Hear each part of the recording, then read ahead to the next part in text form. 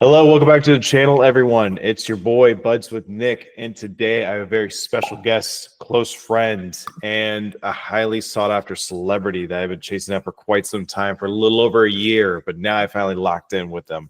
I got the Saratoga 2. We're locked in together. I got Miami Mike in his house. Hey, Mike, so how you good to see doing? you, brother. I'm doing Good to see well. you. I'm doing well. Good, How you man. doing? I'm doing pretty good, man. It's good to finally meet up with you and finally do this thing, man. It's been super busy. Yeah, it's been so long. I mean, literally, last time we saw each other in IRL and probably talked around that time too was a VCon of last year. Hopefully there'll be another VCon. We'll both meet up and stuff. I see some hats in the background there. That's pretty dope. Yes, yeah. VCon was a lot of fun. That was Los Angeles. That was the third VCon. So I hope that we do see another one come about. I've heard some drops. Maybe there's another one in the works, but not for this year, but hopefully in the future. No, for sure, for sure. But here, let's get started. Mike, let's do introduction of yourself, how you came to be into Web3, and just your little bit of your life and why Miami Mike. Sure. My name is Mike Sanders, aka Miami Mike. Born and raised in Philadelphia. Of course, I lived in Miami for quite a while. Last 4 years. Just recently moved out of Miami, back home to Philly. It was really interesting. With the whole saga of Miami Mike and how it kind of came about. I remember NFT NYC roughly 3 years ago. For a while, I was going by Michael Scott, my first and middle name, which is my government name, but kind of played out the whole saga with the office and kind of got sick and tired of it. And I'm walking around with a friend of mine, and we're like, oh yeah, we're at NFC Miami, and we're walking around. I'm like, Brian. I turned to my friend. I'm like, what do you think about Miami Mike? He's like, that's so random, but he's like, I really like that name. I'm like, yeah, I'm like, I like it too. It just kind of like sat with me because I was like really immersed with Web3 at the time anyway. And I was working for this NFT project. So I don't know. There was a bit of inspiration from like the field that I was working in. No, that's really cool. And so you were working in an NFT company in Miami. Is that like how it all came about? Yeah, pretty much, Nick. That's how it kind of came about. Like simultaneously, my journey into Web3 was awfully interesting. Kind of wrapped around with Gary Vaynerchuk, the VCrunch kind of era. Uh, I don't know. Miami's the number one city in crypto, so like I felt like the elevated experience kind of came alive through Miami, and I got offered a job, and I met some people, and I was able to work out a deal where it was like a living situation, and I worked for this company for like 10 months. And then that's what got you hooked into Web3, and you got cultivated with the culture. And yeah, ever since you just been kind of with that train, that wagon. Yeah, it was really interesting. I remember like specifically a friend of mine, sometime before that, and he was like, "Have you ever heard of like NFTs?" And I was like, "No, not really." I was like, "What is it?" He's like, "It's a new thing that's popping up," but he's like, "I feel like you might like this." And he's like, all of our favorite artists are involved in it. And my buddy turned to me and he was like really heavily into Gary Vaynerchuk at the time. It's funny how I got into it because of him. And he's like, "Yeah," he's like, "Gary, is doing this thing," and like it was like V Friends, and then like I kind of like was already watching Gary's content anyway, and we were seeing these drawings come through life like on Instagram, and then like suddenly Gary Vaynerchuk just like bang, V Friends. We're like, what is this? That's where it all started. Man. And just like you were saying, like Miami is like the capital of crypto and everything too. I bet you were seeing so many new projects coming about, met people at different parties, or you just kind of network around. Is that how you kind of knew people and just how you got familiar with the crowd? Yeah, for sure. I think that was like, what I was experiencing simultaneously was like through this online like world, like what we call crypto Twitter, which I was just getting into, but I was actually living it in real life and trying to like really dive deep into it. But yeah, like I met so many other people that were like me, that were founders, or they were mods, or they worked in Web3 like me, and they were a part of this community. And then like it was just really cool. So we did that for a while. So there was this weird transitioning between like the online version like meets like the in real life version before it was ever this tangible experience, where I feel like the space in general just like recently changed, and it's always changing, but it recently just changed in the last 3 years, and I was stuck in the middle of that. Wow. And so like you were seeing the transition of going from like Web 2 to Web 3. You were seeing things being onboarded on chain, or you're just like seeing more creative artists taking their work on to the NFT marketplace, stuff like Yeah. that. Yeah. Yeah, I saw a lot more things come alive. Like I first couldn't believe how many other people were like me, but so much more advanced than me that have been involved with crypto for an extremely long period of time. But yeah, I don't know. I felt like the space has been there for a while, but like when the space was the space, I felt like it was this new thing. It probably existed for a while before my presence, but like I just got like heavily immersed in that.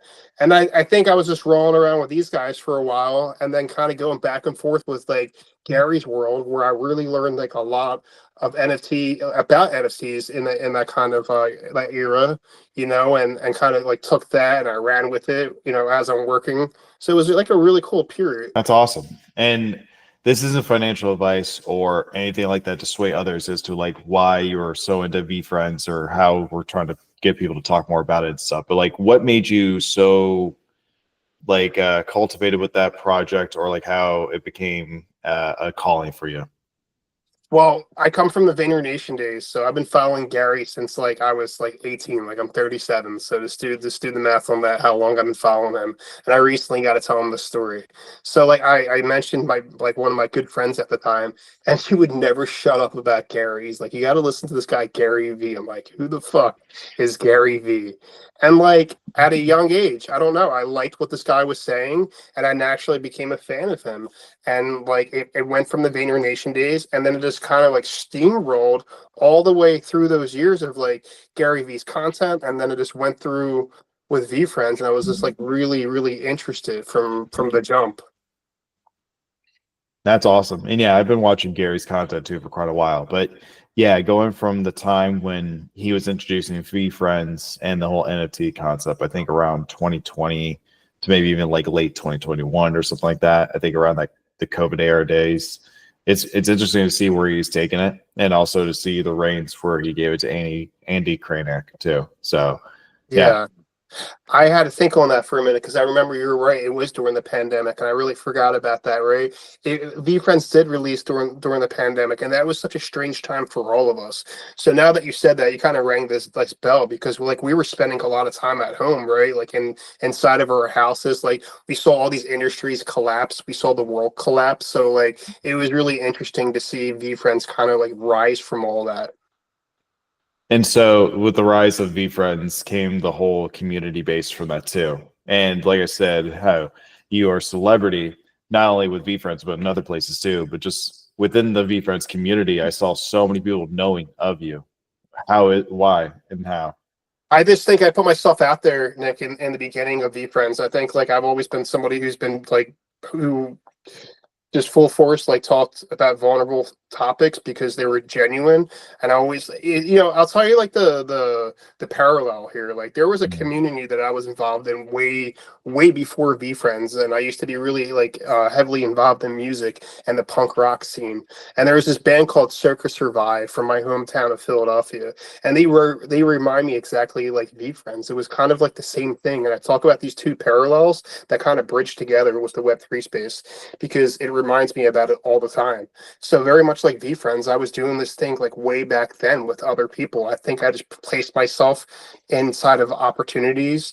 I've always liked to talk with communities and people. I think it's a natural thing for me to talk with strangers. It's the way I've always been. And I think that just rolled with VFriends. I remember just opening up and just talking about some interest, and then I would find somebody else that would live close by, or they're like, let's hang out at VCon. And of course, like it's a weird thing meeting somebody from Web3 at first, but like with VFriends, it was just like a natural vibe, man. And they were like the first like groups of people who kind of like we built these lasting friendships. So what you saw was like the aftermath of all these years. Just all coming together, and it still lives, especially online, especially what currently at the time they recorded, like during the Whatnot streams where they sell VFriends merch and stuff, but also the community and the chats, the Discord, even on X, it is like still there. Everyone still like talks like if it was just yesterday from what I see on the timeline, but also the conversations what I had and the connections I made with some of the people there too. Sure. It's not like this naive thought of like where you're like, because there was this weird thing that was happening where I talked about the transitioning between the online version and then the real life like version of people. But like, I think that I was just like meeting like human beings that came from different walks of life that I was naturally compelled towards. You know, I felt like we had the realest conversations, like when we were just sitting down on a one-on-one like this and we were just sharing our life stories. I think those were like the things that like just craved, and it was just really cool. I think like what we received, man, we're just like honest people. Like honestly, I haven't met one bad V friend. You know, that's not to say there are not bad actors in the space, but like I feel like if you're looking for positivity, man, you're gonna find positivity, and you're looking for negativity, you're gonna find negativity, right? But it's not to be naive. But for sure, like V Friends was just like the first groups of humans that I met in physical presence from the Web3 era. Yeah. So I mean, it's really interesting, like how, not to say the bubble of like NFTs and Web3, I still believe it's going to be the future along with AI and new trending data and stuff. And I say trend as far as how it's widely adapted at a faster rate, but not to be a bubble to where it's at an end of an era or end of a decade, if you would. But it's interesting to see like the tokenomics and how special Web3 can be as far as ownership and collectability and stuff like that, to where it brings these different aspect characters into play. And that's not to say that these people are different or weird or anything else like that at all. It's just like the community of it all. And it's just all normal people. It's not like techies or people you see at a hackathon, just straight up normal people, just collecting what they feel to be attributed characters from what the different characteristics are. I love how you describe that. I think I had that first realization when I was in Minneapolis, right? And that was my first VCon. And I'm sitting at a restaurant with like with this one guy from like V Friends. It was like part of the community. And I'm like, man, like there was this high that we were just riding from like that week anyway, because you know, dopamine and like you're meeting all your friends and it's exciting and you're at VCon. And I'm like, dude, this thing's wicked. Like most of these people in V Friends are much older, which was like I think that was strange, but not strange in a bad way. Like it took me by surprise. You know, I'm like, there's a lot of older folks who really love Web3, and they've been in it a lot longer than me. And I was like, wow, this is really interesting. Just naturally intrigued by it, man. So, yeah. So besides V Friends and their community, what other NFT communities or Web3 communities have you kind of drawn to or seen as a catching of your eye, if you would? That's a hard question because for a while, I mean, when V Friends I got interested, there were some other groups like and maybe who I can remember, like it was definitely Alien Friends, right? Alien Friends and V Friends were like this thing for me, like the dream projects. I was like heavily involved with like Alien Friends as well and their Discord, man, and that was like super cool. But the other thing, like when I started to make friends in Miami, I started making friends with a lot of different muralists that were in Miami that were painting these murals for these bigger NFT companies like Cool Cats and like Doodles and stuff, man. And they were like responsible for this whole art scene in Miami. So like again, it just kind of broadened this whole like world, man, that was out there. You know, it was just really cool to see. Wow. I mean, that's really interesting. Like coming from those projects like Cool Cats or even Doodles. I mean, those are some big names, especially as of now, especially the collaborations I made with McDonald's or even the Doodles token. I mean, it's really big to where they even started from. But going back to your time working at the NFT company for those couple of months, were you thinking that this was more a short run when working there, or are you more into the long haul and still are when it comes to Web3 or working in Web3 or even trying to aspire to work into Web3 again? I hate to frame it like this, but I have to be honest with you. Like the whole experience that I was involved in was really a negative thing. Like the person that I worked for was this complete fraud of the space, and it really opened my eyes to how you should not treat people. And what I saw was a bunch of fakeness and toxicity of how this one person created this whole world out of anger. And I was like, I want to be everything but that. You know, like beyond the parties and the flashy bullshit. And I'm like, that's not real, man. What's real is like real connections, real genuine connections, respect for each other. You know what I mean? That's what was real for me. Man, that's awesome. I really expect to, you being genuine and what you were really seeing into there. Was everyone else feeling the same way in the company? Is it still alive technically, if you still can talk about it? Oh no, I don't know. I don't know if it is, but the people that I worked with who were in that, dude, like I just realized there was this whole like crazy world of like other people were coming to me opening up. They're like, dude, are you experiencing this? I'm like, yeah, but I don't know how to talk about it. And I was like living with this one musician, man. His name was like Virgo Mariah, and he's literally writing songs about all the stuff that we're going through at the time. And it was just this like, Mm. really weird space, but still at that, even though it was like this toxic world, I still pulled a lot of positivity from it, right? And I still ran with it. I still kept inspired. I was like, so what? It was a shitty time, but I learned a lot from it. And like, I met mostly these crypto kids, and I remember I was in this one project called Jacked Ape Club, and I remember getting rugged for like $1,600. And I'm at this party, and it's at 3 o'clock in the morning, and I'm talking to this one kid, right? Literally a kid. And he's just like, oh, you got a really nice sleeve, man. I was like, yeah, we started talking. And he mentioned something about Jacked Ape Club, and I was like, I was in that project. He's like, I was behind that project. He was literally bragging to me about how he likes to rug the space. And I was like, you and I have nothing in common. You're everything that I'm not within the space which I don't represent. So I started to see like this false idolized world. So like that, like to say, like there is a balance of the good and evil in this world and bad actors, but there's more good people than there are bad people. I just happened to find a really strange situation that kind of opened my eyes that I'm grateful for. No, for sure. At least you're not walking blindly, or you just are gullible, or anything else in between like that. That's Exactly. wild. That's wild. Exactly. I don't think a lot of people would expect me to say that, right? Because I don't think I never had the opportunity to ever talk about it like that. And I want it to be known, right? And to be gullible because I was gullible. I'm like, Web3, the land of happiness. And it's like, no, dude, you need to be careful who you trust in this space and build from a real, genuine place, man, of like a great foundation. Because if you have this crumbled foundation, then you got nothing. True. Now that brings up two questions. I think one I didn't ask earlier, as far as like, what did you do at that NFT company? Were you community manager? Were you developer? What were you doing exactly? I I don't know if like developer was the role, but I was building alongside traits, 10,000 traits by hand, along with their artists on my laptop for like 7 days a week for like 10 months straight. It was just absolutely insane. I was researching all these different traits by hand, and I was like, does this serve actually any purpose? I was like, I feel like there are like robots that are built from this, and I was like, why is this person making me do this? Like, so I just again like with an open mindset, I was like, all right, well we're just gonna we're gonna learn discipline. I guess that's what I'm learning. But did I learn like a real trade or something with it? I don't know. I'm not too sure. That's wild. So you literally made by traits, the pre AI, pre all that, and literally just going through all these traits: happy, sad, I know, man. maybe, whatever. Yeah. Yeah. Well, this one was weird. It had like clothes. I had to like research all these different clothes that were like dressed with the NFT. And I had this like really like I had this knowledge of like information that was this useless to anybody else but me at the time. It was so strange, but yeah. Wild.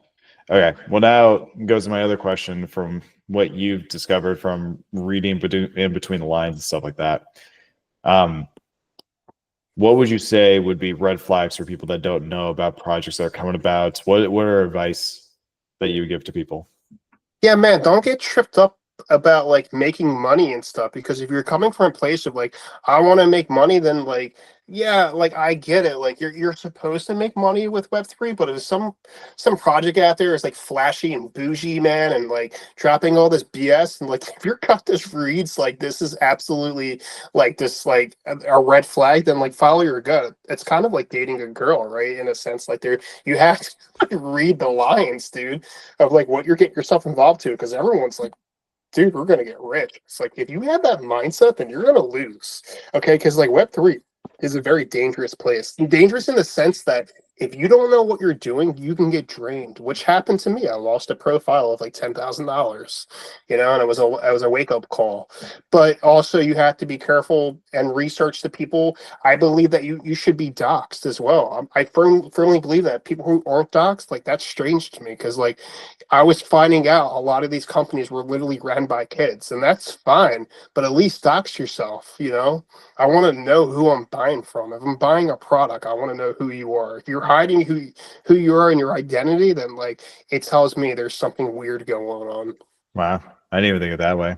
I mean, Yeah, I thought about like, knowing who you're buying from and stuff like that. It's like name, brand, loyalty, trust, and, insured, all that good stuff. But No, those are some great points as far as like what to look at and stuff. But what would be your opinion, or what you think, what you've seen would be good ideas for a Web3 company, as far as someone trying to start one, if they're listening to this, or if they're looking at other expiring projects? Like, what would you say would be some good quality traits, pun intended, also things like that? Yeah. Dude, just be honest and be genuine. Like, just be for real. Be a real human being. Like, don't fake to be something that you're not, man. Because if you are, then it's just not going to work. You know what I mean? I think a lot of people are intuitive in that sense too, man. So, like, I feel like you should build from an honest place. Like, I'm building something right now from, like, I'm literally working out of my closet that I have some shelves that I'm using for like a computer rack and stuff, man. And I feel like a lot of entrepreneurs start that way from their bedrooms and building this floor plan, you know, before they take off. So like, yeah, man, just try to come from a good place, man. Be for real. There are a lot of great people with a lot of great ideas. I've had a lot of cool conversations with people, and the integration of what people to build from. So yeah, being genuine, being great, no shiny object syndrome, or things like just to shill money into, is more of just community building, is what you're thinking, or like just more of something.